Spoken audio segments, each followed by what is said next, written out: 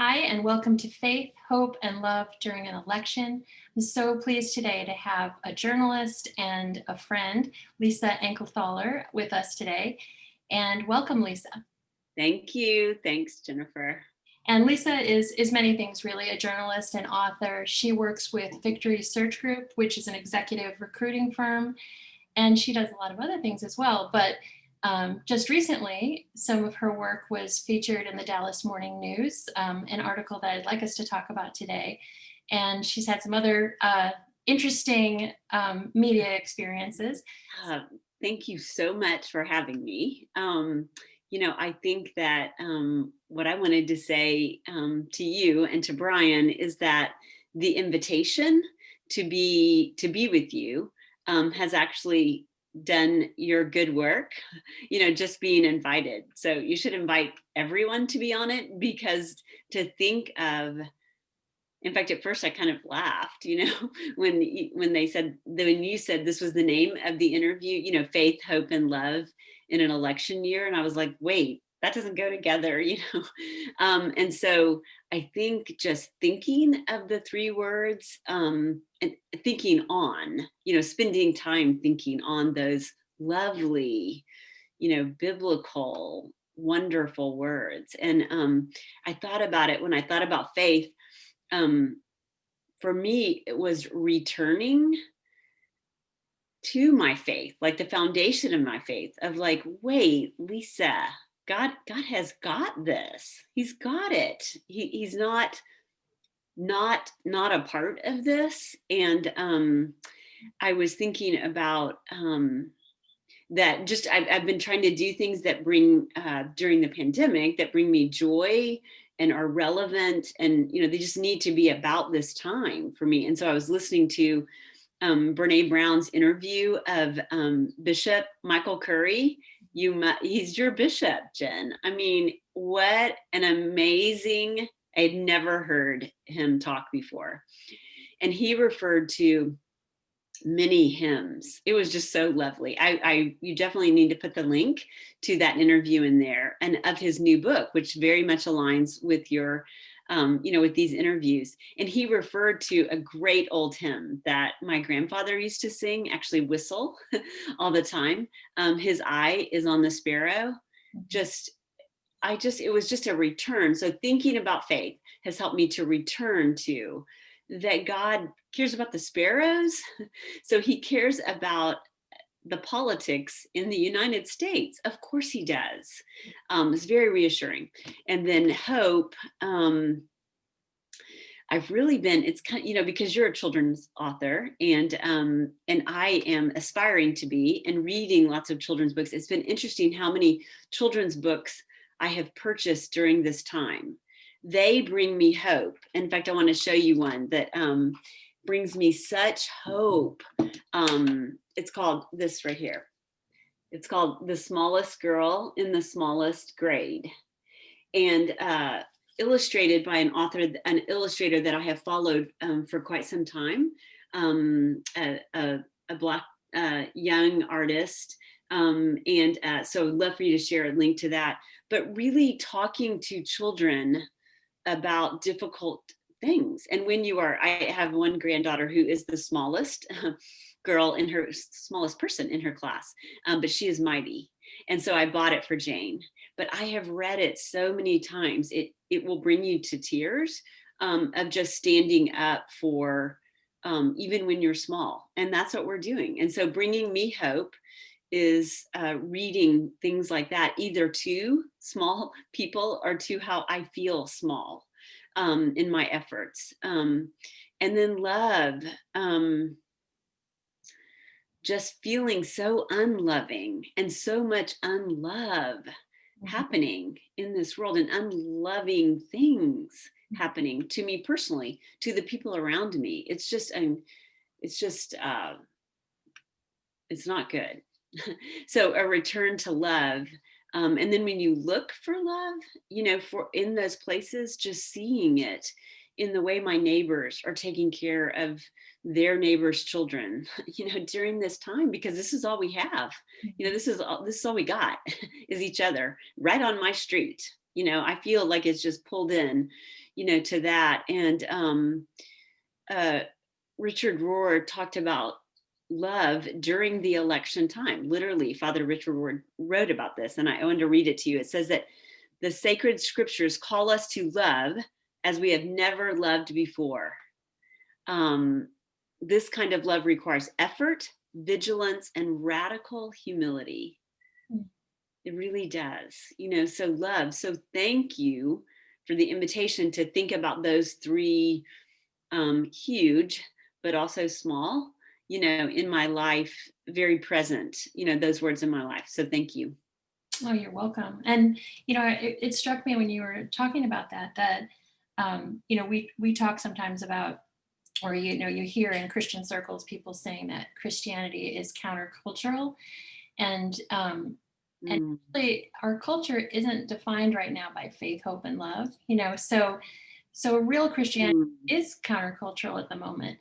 And that kind of leads me to a question about some of the evangelical leaders who have come out in a countercultural way to say that they're voting in a different way than they have before. We've talked about this. I'd love to hear your perspective or your insight about that. Yeah, thank you. I didn't realize I kind of was, growing up, I was kind of a tomboy and was kind of the, stuck up for things and stuck up for people. And so I've never thought of myself as a fearful person. I'm the first one that jumps off the building. I mean, that's the kind of kid I was. And yet I am,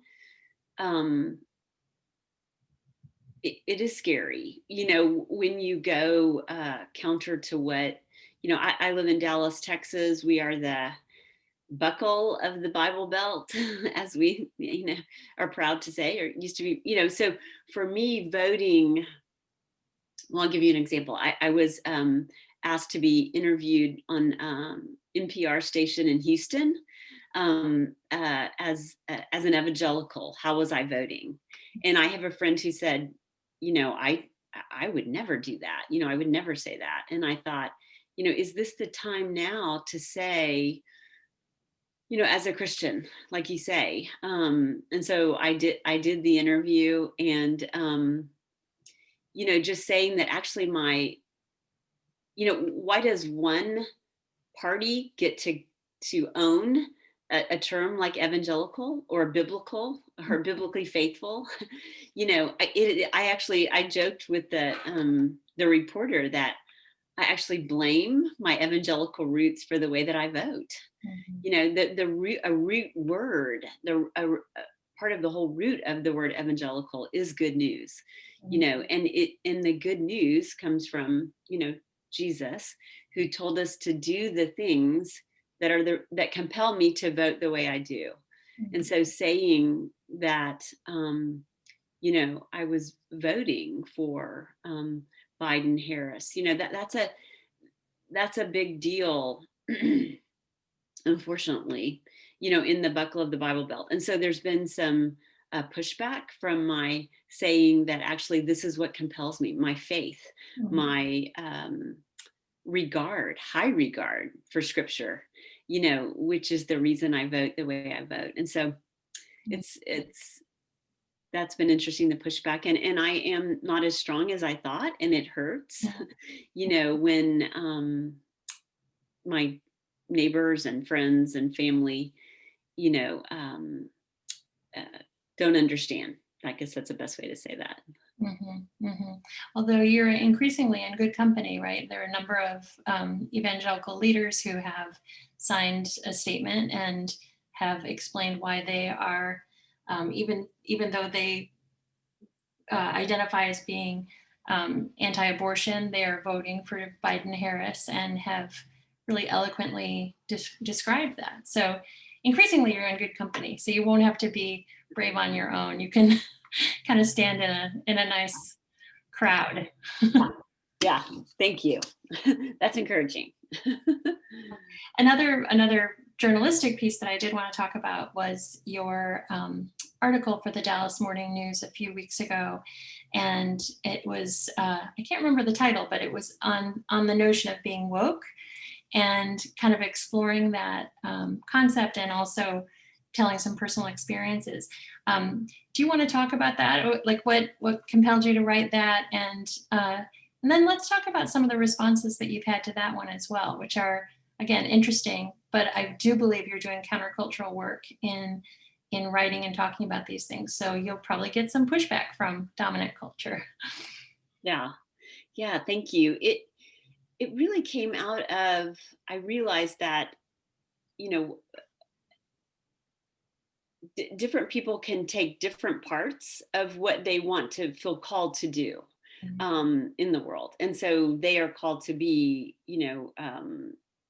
in huge roles, very visible roles. And, what can I do with the talents, the ability that God has given me, and that's to write, and so it seems like a small thing, but it's not a small thing to do what you feel called to do in your part of the world. And I realized that for many years, I have cared about the, especially, and I don't know why. And I like to think that it's God speaking through me or speaking to me about an issue that he cares about deeply, and the racial inequities in Dallas. And so it, really came, I was remembering the roots of where I started thinking about it was when our president was first elected. And so many of my Black friends could not understand, sitting in church with people who elected someone they so, felt uncomfortable with. And so, that goes back a while. And it actually was before that of conversations. And so I think just what I chose, my one person, chose also one thing to work on. And that's the, during the pandemic, the racial pandemic happening alongside, this flowing with it and the inequities there. And so I just tried to get even deeper into educating myself on these issues. So read quite a bit of information on things that, written by people of color, about these issues, really that's where I tried to dig in on my reading. And out of it came just what I just continually say is that I didn't know that. And I didn't know who that person was. In fact, yeah, I wanted to show you one book and I've read several, and I'm not saying this is the best one of all, but I literally on every page of this book stamped, which what's cool about it is this is a revised version of the book written by the original author. And it's written for high school. So it's like perfect, because it's like 2 or 3 pages are the chapters, and so you're like, yes, I can get this. But literally, Jennifer, on every page, I think this is not an exaggeration, I would say, I didn't know that, and I've never heard of that person. So it's just, where you're just like, you feel so, and I'm talk about that with some of my conversations with my white Republican Christian friends, just talking about some things that we can come together on. So I wrote an article about my own kind of thinking I might be woke, but understanding that, what is that cartoon that, everyone's saying like we're like at this level, but it's just way up here. And so having an understanding how unawake I am, and then also being honest and lamenting the roots of my own, the racism in my own family line, which is very Christian. So for me, it can mess with the way you're raised, is that the racism was right in there with your church going, it was just right there. So I read an article, a very personal piece for our Dallas Morning News, of just talking about admitting that, the lament of admitting it, and then admitting it to my friend, friends of color, and then saying then where can we go from here? How can I learn from you? And you know, they they thought it was lovely. They gave lots of, and the feedback, Jennifer, was just, it was crazy. I mean, I got my first, nothing to brag about, actual, envelope, like an old fashioned snail mail, hate mail, like they posted it to me. I mean, that's great. That's so, Mm. and it did not feel honorable, or it felt very scary. Mhm. Um, and that this is how much hate is in the world. You know, yeah, it Yeah. wa yeah. In that article, I was really taken with your line where you said, talking about being woke and saying that's just where the journey begins. And I think that was a great way of framing that idea of being woke, is that it's not about, oh, I have the right views all of a sudden. It means, okay, now what am I willing to do to combat systemic racism? Not just, oh, I have the right views now, or I'm admitting these things now, but now this is where my journey begins.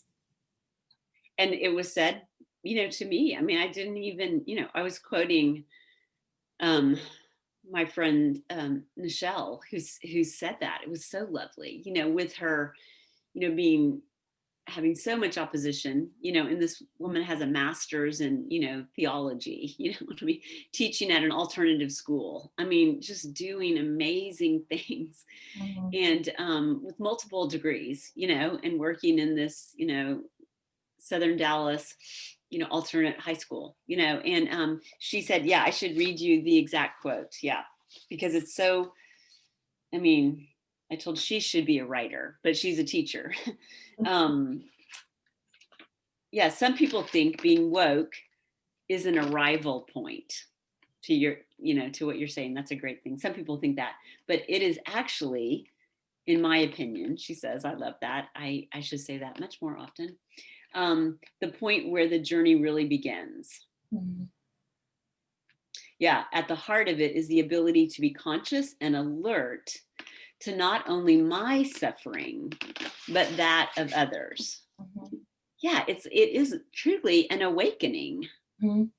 to, oh, you know, Yeah, like you reading the book and saying, I did not know that. I did not know that person. I did not. Yeah, we don't know what we don't know. right, Mhm. exactly. And when you have been, and mixing it with your faith, it messes with your view of God.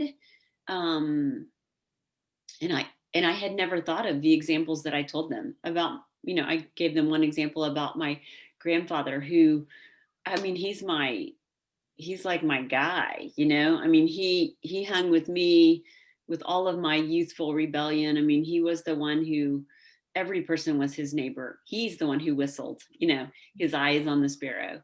Mhm. And yet he was a pastor, all his life. And I remember in college, he opened his sermon with an illustration, the old get 'em laughing thing, and used the N word. Mhm. And the whole place, it was a joke, I mean, not a joke on Black people, but using, a Black person's, I mean, Mhm. I had not remembered it in all these years. Mhm. And I was like, wait, what?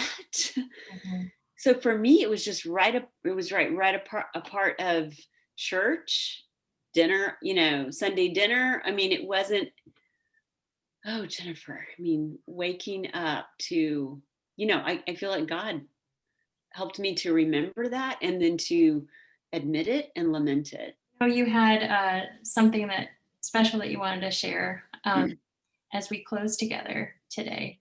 Absolutely. Yeah. I was thinking of all of the things that has been,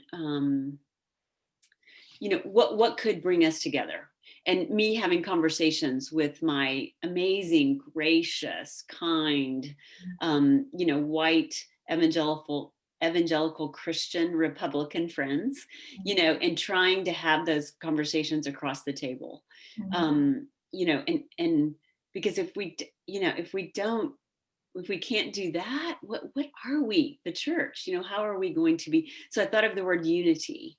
and how can we come together? That's what that is, it doesn't mean you have to be the same, but that you love each other and you respect each other. And so I wanted to, when I was thinking about this, I thought about this prayer from Ephesians, and just wanted to say it to us and call us all to this, who might be listening, and over these interviews. I mean, really over the things that you're doing. And so, yeah, I'm just going to read it to you. It's from Ephesians. Find it right here. So powerful when you think about the things that you're doing: faith, love, and hope. It says, it's a prayer that says, I urge you, or I would say, help us, Lord, to do this, to walk, which really could mean live or neighbor or converse, work alongside, eat dinner with, etc. Walk in a manner worthy of the calling to which you have been called, with all humility and gentleness, with patience, bearing with one another in love, your magical word, eager to maintain the unity of the Spirit in the bond of peace. That's from Ephesians 4. I think it's chapter 4. Yeah, the very beginning part of the chapter. So I just wanted to say that over us, that unity. And I mean, it's needed today, and it's what's going to take us through. And it is my prayer for this, for these last few weeks, in this year of an election. So thank you so much for having me. You bet. And thank you so much for that. And I accept that and feel comfort in that. So thank you. I do too. Yeah, for us all. Yeah. Thank you. Thank you so much.